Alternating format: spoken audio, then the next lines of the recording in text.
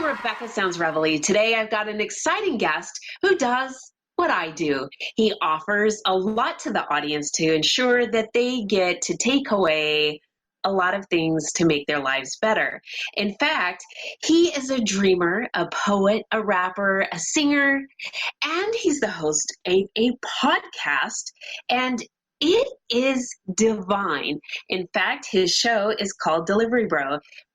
And I want to tell you, Deliverybros is an awesome show. I've been on there. And not only that, but this guy delivers magic. And you'll see why, because with me today, he's going to share some of his slice of life with us. In fact, he's got a lot that he will tell you when he gives us a little bit of his intro about what he brings to the table. I got to tell you, he is so positive. He shares with so much light in joy that he has that he just emits when he talks. You'll see it. You're going to see it, and you'll be able to hear it for those that are listening on audio versions of the show. Without any further ado, Anthem Williams, welcome to the show. I am going to say right now, that was like the best intro I've ever heard. Like somebody introducing me. So like, wow. I mean, I'm not going to lie. I like, if you can see me right now, I'm kind of blushing right now. So like, I love it. I love it. I got to tell you, because you are an amazing entertainer. You deliver stories, you provide current events, you bring just a mass of positivity to people, you get them laughing, and you just deliver in all kinds of ways because you have an inner message to share on a lot of things, about a lot of things to a lot of people. And it's much like what I do. And this is what you and I do because we love people so much. But I love what you say when you open with your show, and I want you to share it with my audience too. I would like to say that when it comes to my show, like I try to leave it as an open table discussion with all different types of personalities. When it comes down to it, people are afraid to open up discussions about certain things. I open that table. I open that door. Whether you're the small-time businessman, whether you're a wrestling promoter, whether you're an actor, an actress, or comedian, like it doesn't matter to me. You could be the average Joe down the street. You got something you want to speak on, or you have a story you want to tell. Make people more enlightened. I've had survivors of human trafficking. I've had military veterans. I mean, heck, Miss Mayhem, you're actually a good example of that. You're a veteran. And Thank you. I mean, I love speaking to people who have stories they want to tell, and it also makes people aware about other things. Like, I was speaking with a gentleman the other day, and he was explaining about his brother having autism. And it was very important to me because I feel like, yes, we're getting more aware on the subject of autism, but I don't think we speak about it enough. Like, have a regular conversation, circles, about. So when you think about that, or the subject of human trafficking, which has been around for a very, very long time, like the wonderful woman I talked to about that, she went through that in the 90s. Mm-hmm. And it's become even more heavier over the last couple decades now. It's been like over 20 years since it happened to her. And we're seeing that that type of market is still going on very strong. And I feel like people are not aware enough to know this could happen to anybody. Male, female, doesn't matter. It's interesting that you mentioned that, because sex trafficking, human trafficking has been around for a long time. And a lot of people have shied away from it in actually taking a look at it or talking about it, simply because it seems taboo, or that it wouldn't happen here on our turf in America. We've seen movies where children are taken, and those things are happening abroad. They're not happening right here. And that is simply not the case. Not Yeah. only are children going missing here, but they are being human trafficked and sexually trafficked here in the United States. And it's happening significantly all over the place. And yes, there are still cases, and many cases, where they are being snatched up and taken abroad and sold and gone into slavery that way. But you're right, that it just has not been addressed, and it hasn't been addressed significantly enough. The awareness is now starting to become much more mainstream, and law enforcement and a lot of other law enforcement as a whole has taken another look at this and been addressing this on a much tighter scale than ever before. And you'll see different things when you roll through some smaller towns where there has been task forces that have shut different businesses due to that particular issue down. Or you'll see organizations in that community putting banners up saying this is some type of week or tribute to this cause. But you are 100% right. And it's really neat that you've had an opportunity to talk to somebody who has experienced this firsthand. Yeah. I mean, and to be quite honest, like, you hit the nail on the head. And that's why my platform stays open, because I don't want to be just like one singular entity or one subject. There's too many subjects out here in the world that have not either A, been touched, or B, are not talked about enough. That's why, like, you and I have these platforms, is because we want to open up the discussion. We want to make people think about what is really going on in the world. I mean, you can only get so much from television and social media. So, I mean, when it comes down to it, I feel like this is another way to do it. I mean, express on the airways, the streams, whatever you got to do. And I agree with you. Yeah. I agree with you 100%. I put a lot of time and effort.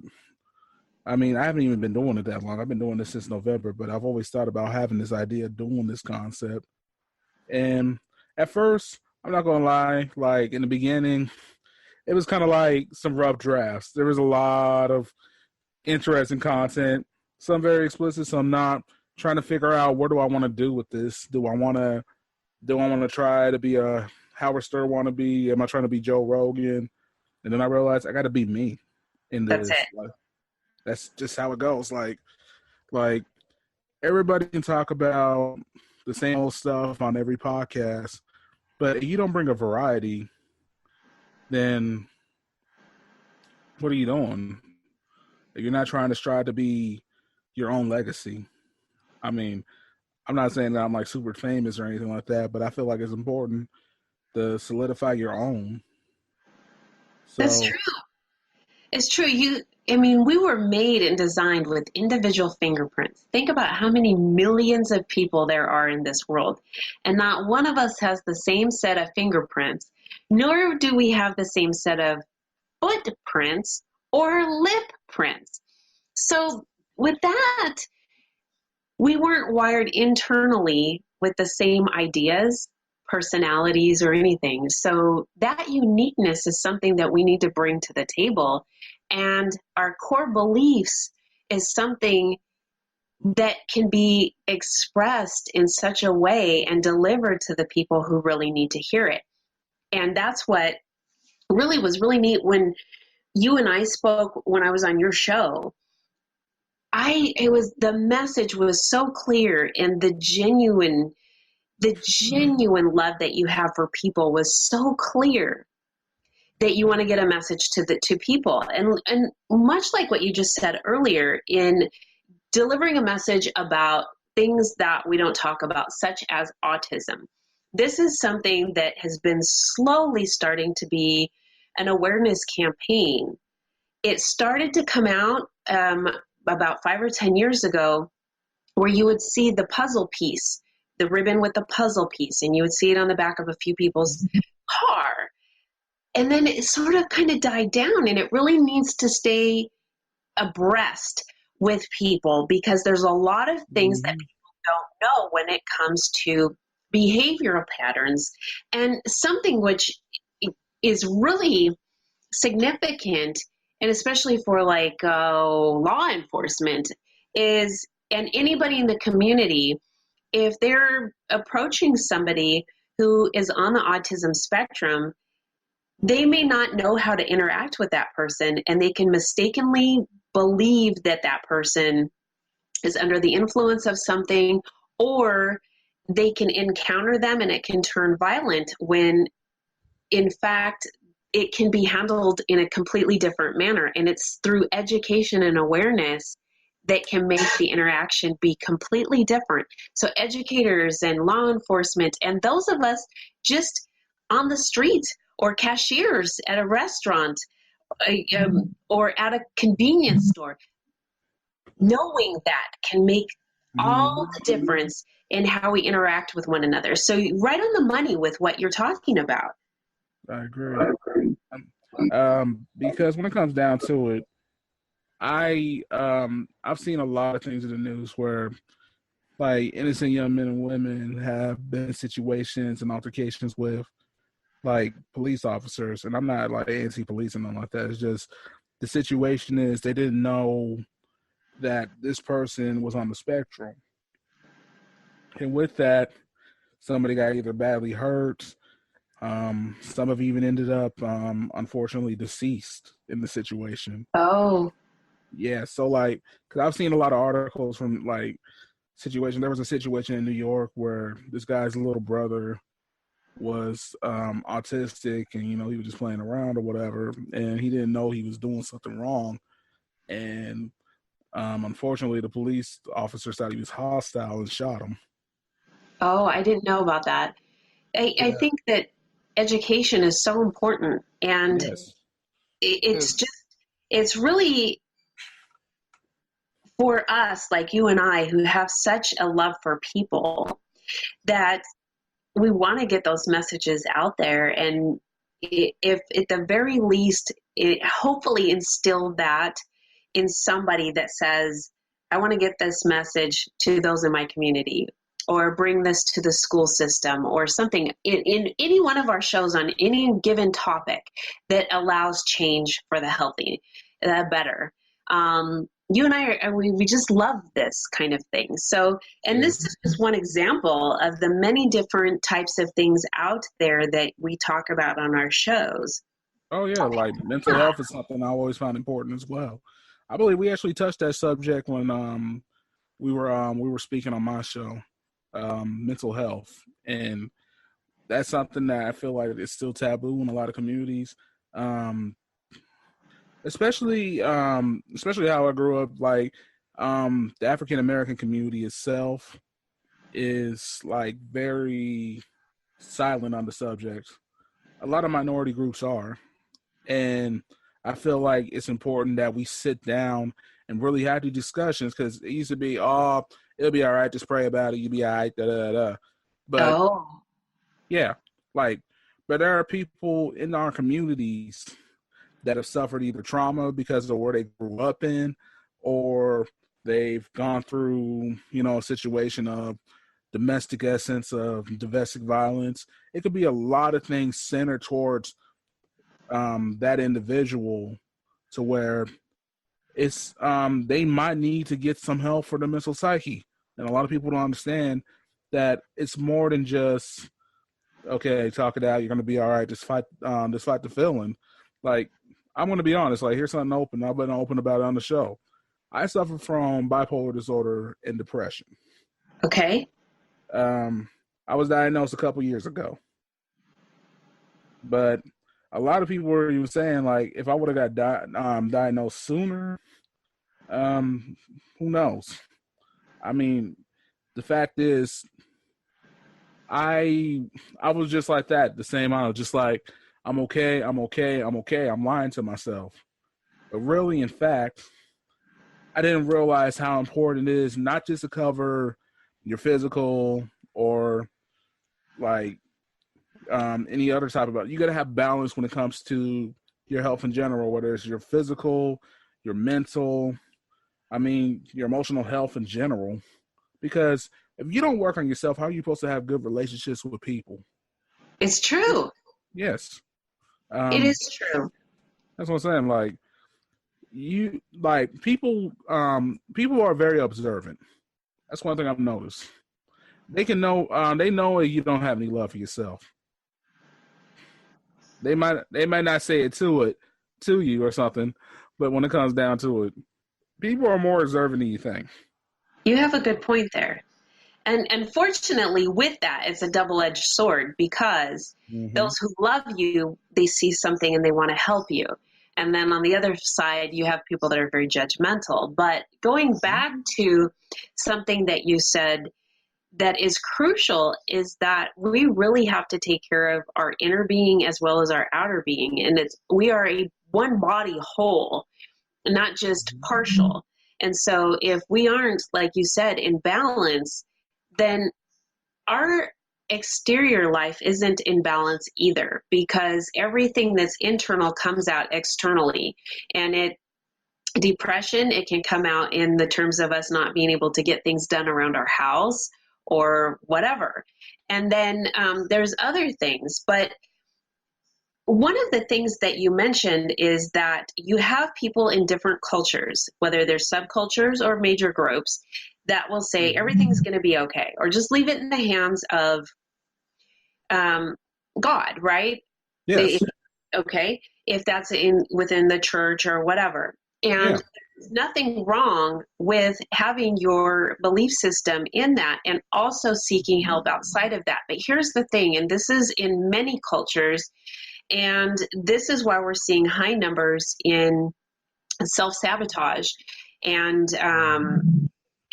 fatalities, self-fatalities, which I really don't like talking about, because it hurts to think that someone has expressed it that far.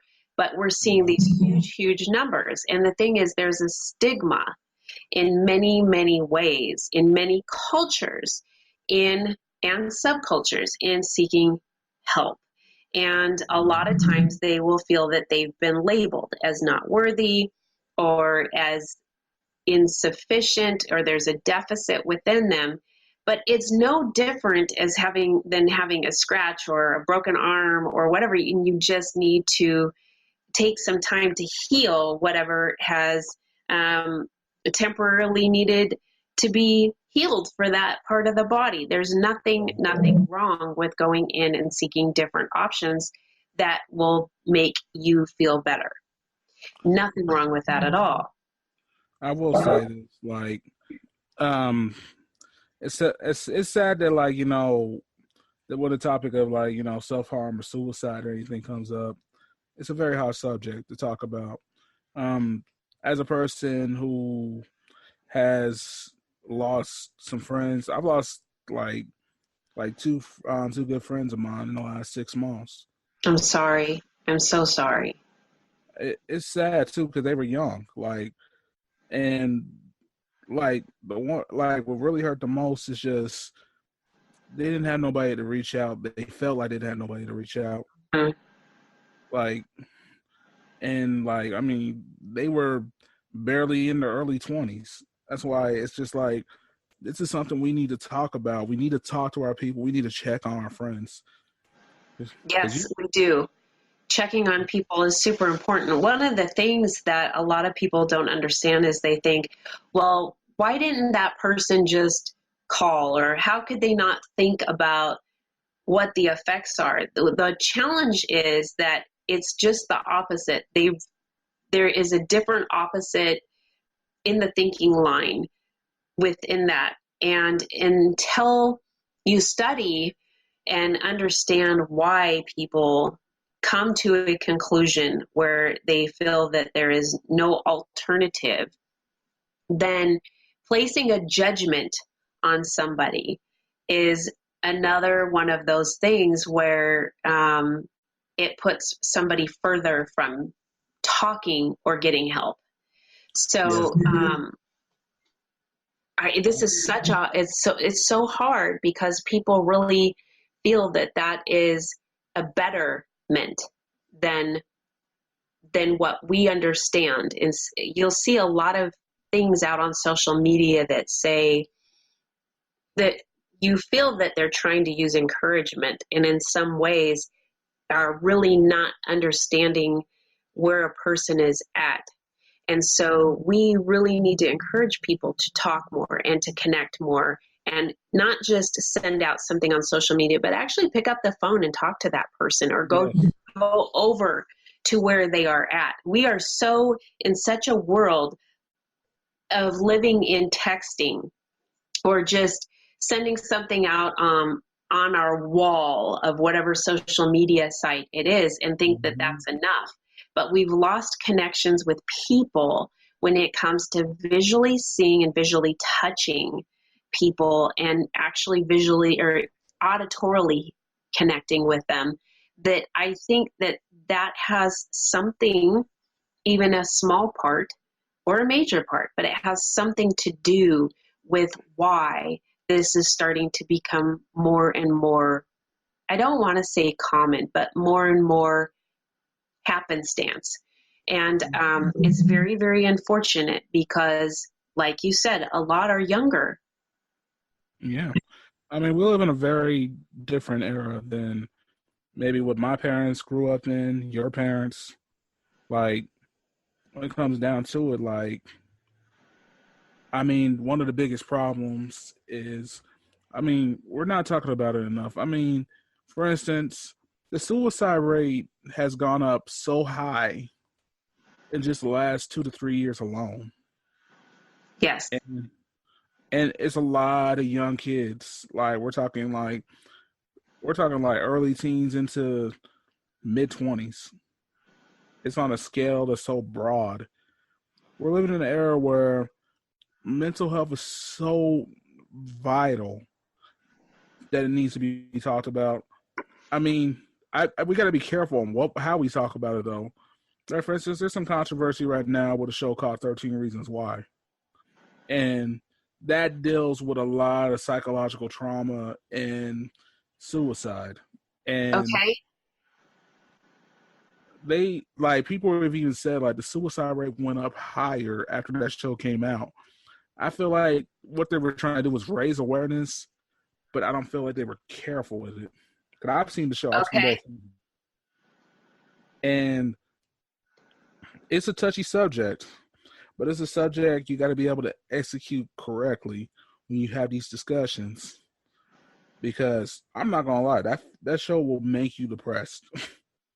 Well, it's really interesting you say that, because it is a touchy subject, and it is, unless you really understand a lot of what is going on in the mental health industry, from a lot of the different mental health issues, whether it's bipolar, schizophrenia, PTSD, obsessive compulsive disorder, and a number of other DSM diagnoses, you can't really just say, why didn't this person X, and think that there's a blanket reason or way to fix something, because that is not the case at all. There's so much more involved in this. And because we don't understand it, we cannot, I don't know, it is very delicate. You need to be able to, if you're going to do something like what you're talking about in reference to this film or a series or whatever it is, you need to make sure that you know enough about it where you can help somebody, or you're going to direct them to the right places that can help them. I agree. I mean, this is absolutely crucial that that people that are talking about it, like you and I are talking about it right now. And as we're talking, I'm going to pull up the National Suicide Prevention line so that anybody who's listening can contact them, and they can either contact someone to get help, or to find out how to learn more in either educating themselves, or to volunteer. And I think that's very important, and I'm glad you're going to share that, because like I've touched on the subject of mental health quite a few times on my show with different guests over the course of the months. And one thing I always do, because I even put like a disclaimer: this might trigger you. This might be something that you also relate to, but just a disclaimer. I always put a disclaimer on whatever I do when it comes to this, like when it comes to these touchy subjects. And sharing that hotline does help. Okay, here we go with it. Let me say it real quick. It's 1-800-273-TALK. 1-800-273-8255. You can go to the website, Suicide Prevention on lifeline.org. I believe they have a texting service too you can use. Suicide Prevention on lifeline.org. So both of those things will get you in touch with where you need to go. It gives you an opportunity there on their website to get help, to learn about it, how to get involved, and there are providers and professionals. And one thing that I do want to say is that if you know of or you need to talk to someone, please do call and start talking to somebody. There is always so many ways that you can learn more. And like you said you waited for a little bit too long. Yeah, I did. And there's so much opportunity to make yourself start moving in the direction that will make you feel better. And oftentimes we know that there's something that just isn't right within us with whatever situation that we're dealing with. And oftentimes we don't share it. We hide it, we put on a mask, and we present ourselves to the world as everything being okay. And we don't want other people to know what's going on. And unfortunately, in certain aspects, such as the topic that we're talking about, this isn't one that if there is any consideration whatsoever, reach out, because Anthony's there, I'm here. You can reach out to either one of us. Yes. Or even the number 1-800-273-8255, or the website again. So Anthony, too, tell me, so you've had celebrities on your show as well. Oh, yeah. I've had some actresses and some actors. Yeah, let's go to a lighter approach here. I don't want to make your show super depressing. I know you're like, oh, gosh. Actually, that's okay, because we need to talk about it, and avoidance, completely avoiding the subject is not something that I want to do either. So, no, I'm totally fine with that. Well, you are a trooper. And for those who are still sticking with us, we appreciate it. Absolutely. So, now, back to the show. All right. So, I'm sorry. I feel like such a dork. Okay. No, this is good. It's important. But I've had a few actresses and actors on the show. I've had a lady by the name of Shauna Toft. Yes. Oh, you've had you met Shauna? I know Shauna. I have not met her yet in person, but it will be shortly. Her and I talk. Yes. Oh yeah, she was super nice when she came on the show. I saw that she's working on a couple commercials and everything. Since the last time we talked, I am very happy for her. I've had a couple comedians on there. I've had Alan Gitlin, aka the G-Man. And he is old school New Yorker, New Jersey guy. Love him. He talks about a little bit of his lifestyle, like how he grew up. I like talking to some of the old school guys just because of the fact that they got stories that not people in my generation have yet. They were there in the moment. Like for us, we could just take a picture on a cell phone or something like that. But when it comes to like talking to the old school of any type of generation or any type of genre they're in or in entertainment, I felt like that was a very insightful conversation with him. And then I just released an episode today with a gentleman by the name of Tommy Moore. I mean, this man has spoken to Andrew Dice Clay, talked to Joan Rivers back when she was doing comedy on the stage. I mean, talked to her, talked to Don Rickles. Like, we're going like old school. He's met Pryor. He had Robin Williams randomly show up at his comedy club. Oh my goodness. Yeah, like he was telling me what happened is basically they had a sold out night. It was like a big old showcase of like local guys, you know, a lot of headliners and stuff like that. And this guy pulls up in a car and he was like, "Hey, is there a way we can get 3 tickets for the show?"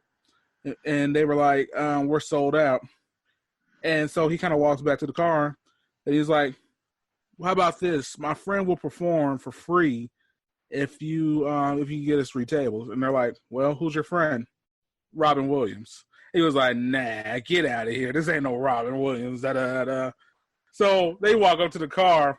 It's Robin Williams. He was like, he was like, "Man, I had to hold myself for a second. I almost fanned out." So Robin Williams shows up to the show. He does an hour and 10 minutes, but not once. He did it 3 times that night. Oh, no kidding. For free. How cool is that? I mean, seriously, Robin Williams has always been a big inspiration to me. So to hear that somebody actually met him and got to see what he was like. I mean, that was like an epic story. I love the fact that I get to hear these different stories. I mean, like, for instance, I had a gentleman by the name of Cornelius Maxwell on, and he's trying to start some funding that can help a lot of troops that come back home, and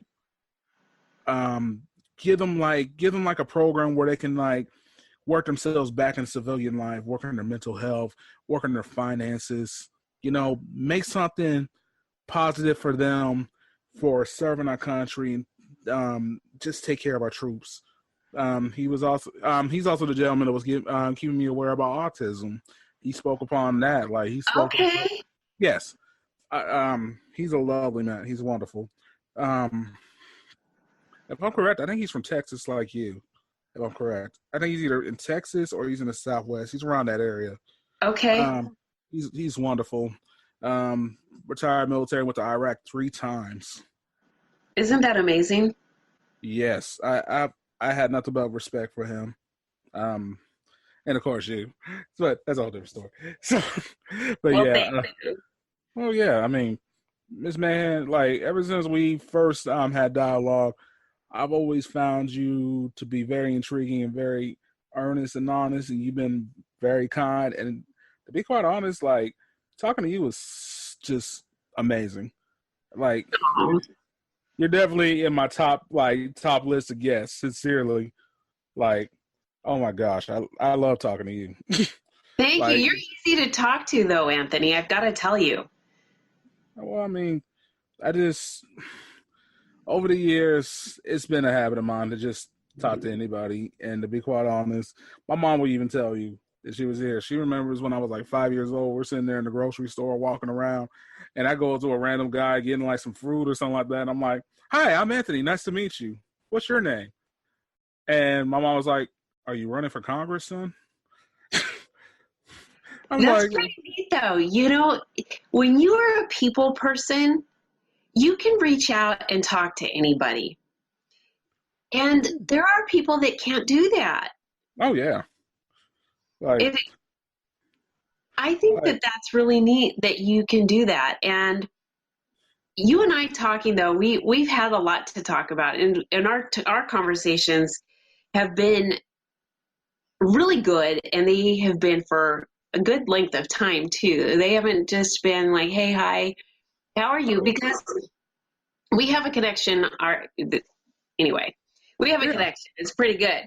So, but when you interview people, you have a lot of information that you're able to withdraw from people too, because they connect with you. That's what you do.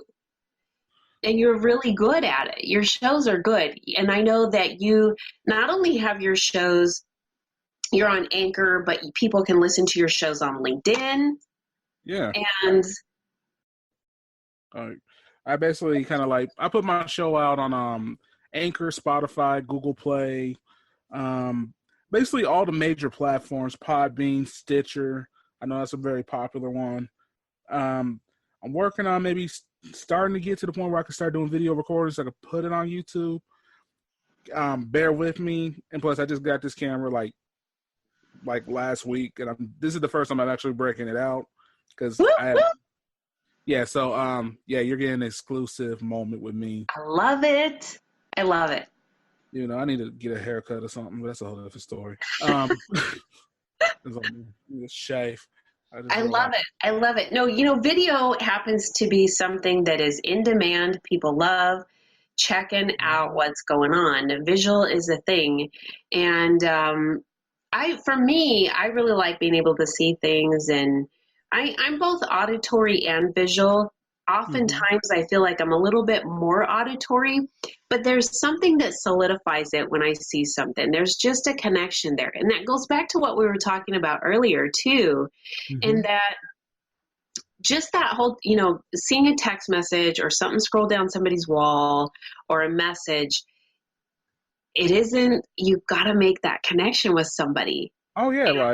I feel like it's a bigger feeling than that. Like, I can't express my emotions to you through a text. I can't tell you I'm mad through a text. I can't tell you I'm sad, I'm happy. There's no emotion towards texting. It's so true. It's so true. If we don't have emotion in dialogue, then what's the point? Like, we're human. We express ourselves in different ways. It's important to have that. That is so true. And especially if you're an animated person and you like to use your hands and gestures today. I'm a little bit more reserved. I think maybe in my younger days I was less reserved with my hands. I think I spoke a lot more than I do now, but after having been coached doing public speaking and things like that, I think I'm a little less animated, I think. But there are some people who are very animated. And really, because like we were talking earlier, our fingerprints, our footprints, our lip prints, we're unique and our personalities are unique. And when we make that connection with somebody and we have them right there, even if it's on a FaceTime or a video feed, like something like what we're doing, and we're able to visualize somebody, it connects you better than it does on just a written typed feed or some sort. But I really do think that I would like to see your shows in video. I would love to see that. Well then, ladies and gentlemen, coming soon, Anthony Anthem, aka Mr. AKA, maybe going live with feed. Oh, yes. So, that's going to be part of the next journey, the next chapter. I don't know why I'm saying like our representative. I want to talk in my regular voice now, but sincerely though, it's a work in progress. A lot of investing within myself, just trying to get better at this craft and making sure, when I'm talking to any guest that I have on my show, I make sure that I bring an essence of, hey, like, when you come into like the doors of my podcast, it's an open discussion. It's a place where you should be able to feel comfortable in coming in. Like, we'll talk about whatever you're feeling like. You can express yourself however you feel.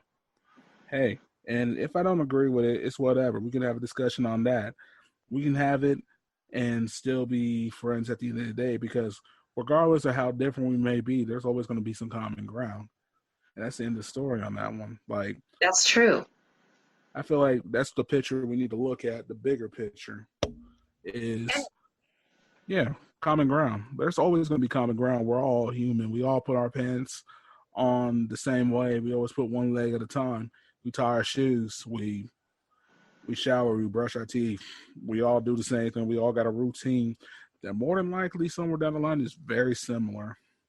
You are so right on the money. In fact, growing up, we all played in the same sandbox. We swung on the swing set Mm-hmm. together. There wasn't all of this hatred and, pitting each other against each other. It wasn't like that. We all tried, to play and get along and things like that. And unfortunately, we are in this climate now where if you don't like something on my social media feed, then I'm going to block you or unfriend you or whatever.